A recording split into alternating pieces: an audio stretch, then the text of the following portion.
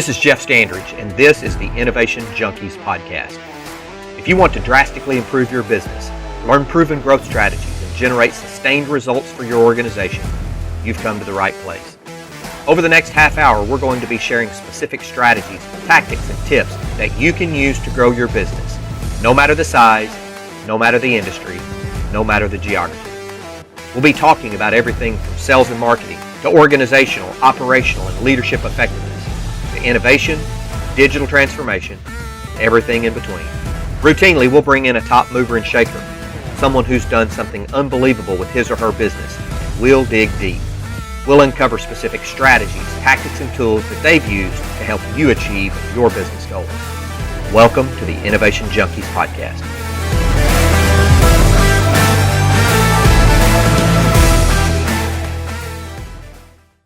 Hey guys, if you're looking to put your business on the fast track to achieving sustained strategic growth, this episode is sponsored by the team at Innovation Junkie. To learn more about our strategic growth diagnostic, go to innovationjunkie.com/diagnostic. Now let's get on with the show.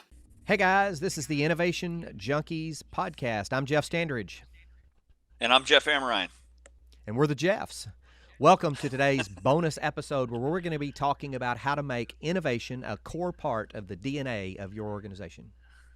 You know, we got to work on that intro, Jeff. We sound not nearly as cool as Wayne and Garth on Wayne's World. Exactly. So we're gonna have to We're gonna have to work on that.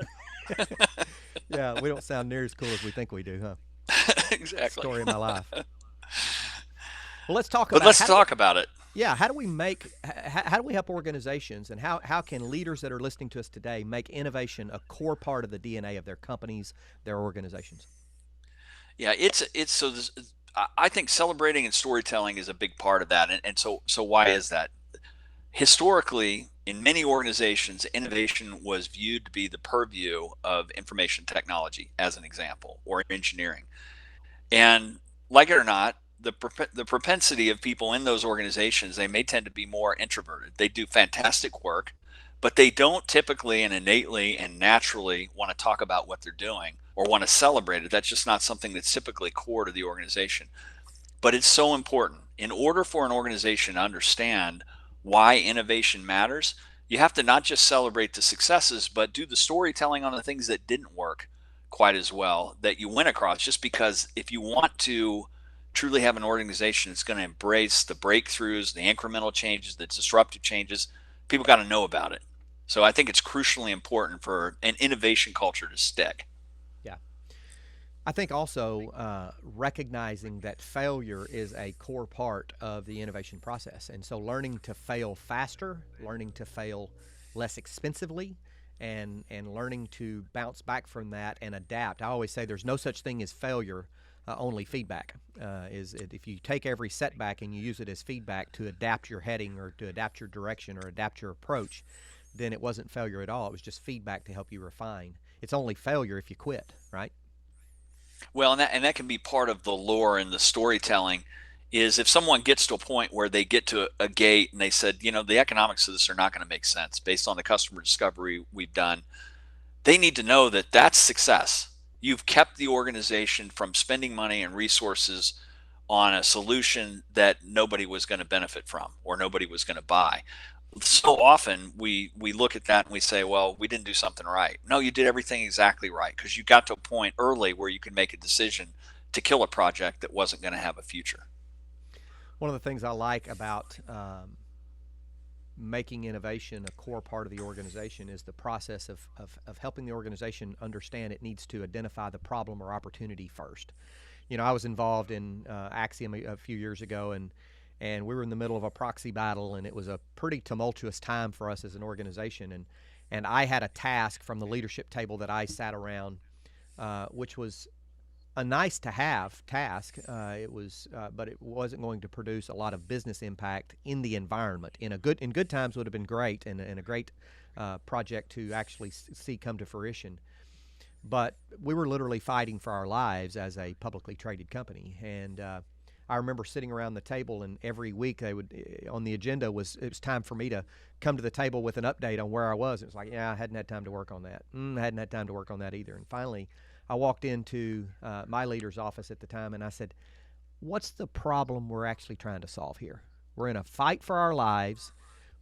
We're asking me to spend time on this particular thing, and I'm not sure I can even articulate what the problem is. And that was pretty much a defining moment for me. Too often, particularly in organizations, people come up with great ideas. They're great ideas, and they would be great to do in a really cool environment when the pressure is maybe a little less than it is today. But they really can't articulate what's the problem they're trying to solve, or how big is the problem? Does it affect enough people to be worth the effort? Is it real? Can we win? Is it worth it? And so making sure that you build a discipline in the organization to force your innovators to articulate the problem they're trying to solve or the opportunity they're trying to seize, I think is a critical part of making innovation part of the DNA.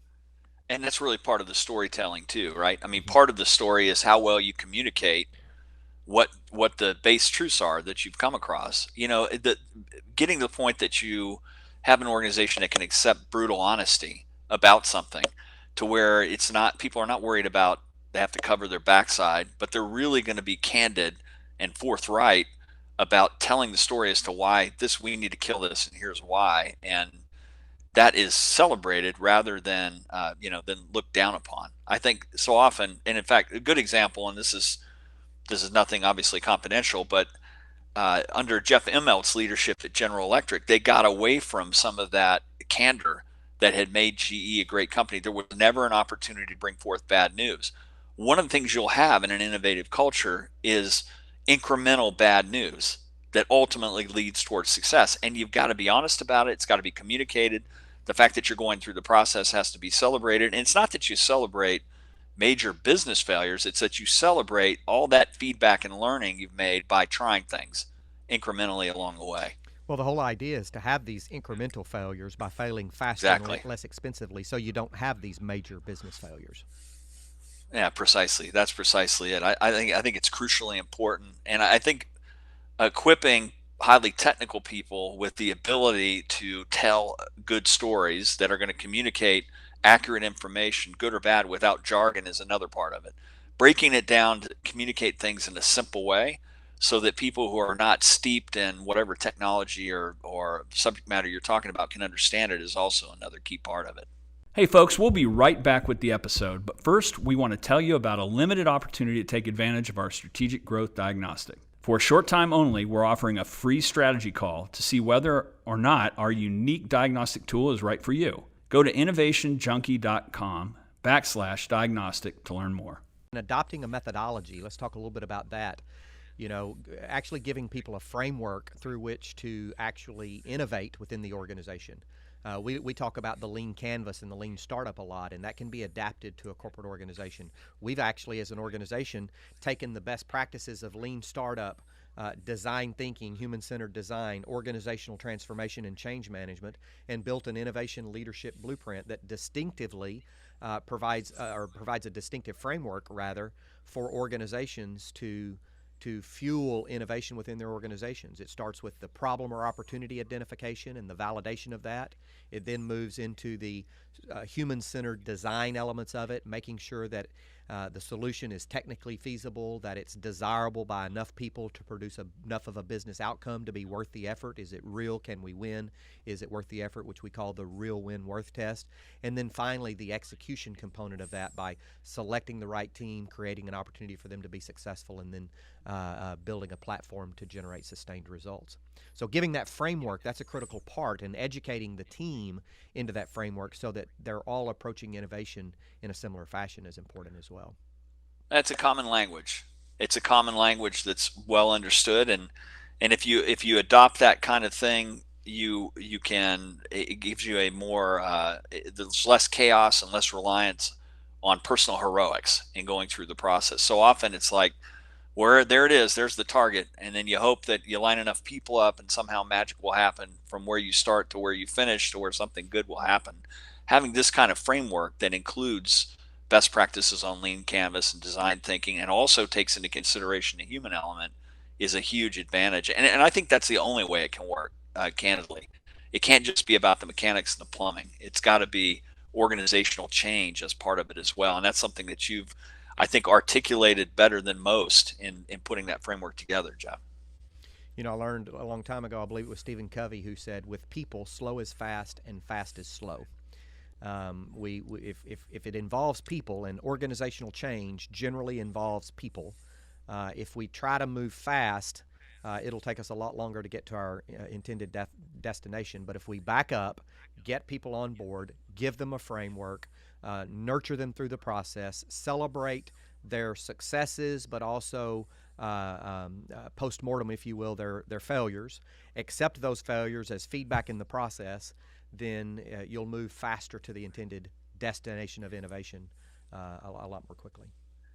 Based on your experience, Jeff, because I know you've studied this and at all kinds of levels and have implemented it, when a person that's trying to impart innovation process on an organization runs across a group that would be negative, sometimes you would even call them saboteurs for whatever reasons, what's the best practice for overcoming a saboteur to a new process, a new product, a new innovation within an organization? So I'll use a story, right? Back in some days when I was doing some volunteer fundraising, which I still do today for various organizations, whether it's a university foundation or whomever, someone told me that if you want advice, ask for money, and if you want money, ask for advice.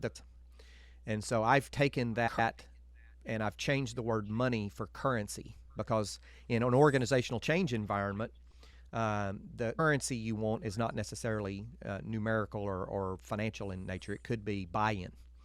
And so I like to go to those. I like to anticipate who those potential saboteurs are on the front end, and then go to them in advance of a major initiative and ask their advice.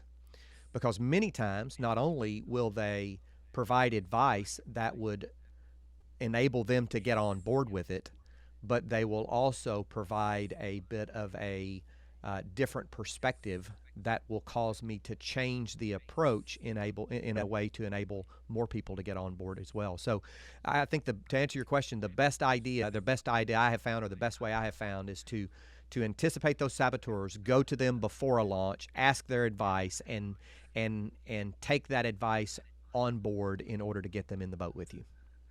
Sometime we're going to have to do an episode on lateral thinking and Edward de Bono's, this 6 thinking hats, because it forces someone to take that role of the negative, to question. And sometimes I think we look at influencers that may be outspoken as these are just malcontents. They're people that don't want to do something. A lot of times they could be in an organization where they've never been listened to. And that is a symptom of them not being engaged in exactly the way you just described. So I think that's a fantastic story and a great tip. And there's another one, Edward de Bono, right? The 6 thinking hats. Another guy we need to get in here to the Innovation Junkies podcast. So Edward, if you're listening, give us a shout, or if you know Edward and want to make an introduction, we'll have our people contact his people. So just to summarize for this bonus name episode, dropping, aren't we? It's great. Yeah, we are name dropping. We're doing that a lot. So just to summarize, if you want to make innovation a core part of the DNA of your organization, have a framework. Educate your people on the framework. Anticipate the potential saboteurs and seek their advice and get them in the boat with you. Identify the potential positive influencers and do the same. Don't be afraid of failure. Celebrate successes. Do a postmortem on the failures and figure out how you can use those failures to adapt your approach. And that's the quickest way to cultivating that innovation DNA. That's a great recap. All right. Guys, thank you so much, and we will see you on the next episode. See you next episode. Hey listeners, this is Jeff Amrine. We want to thank you for tuning in. We sincerely appreciate your time. If you're enjoying the Innovation Junkies podcast, please do us a huge favor.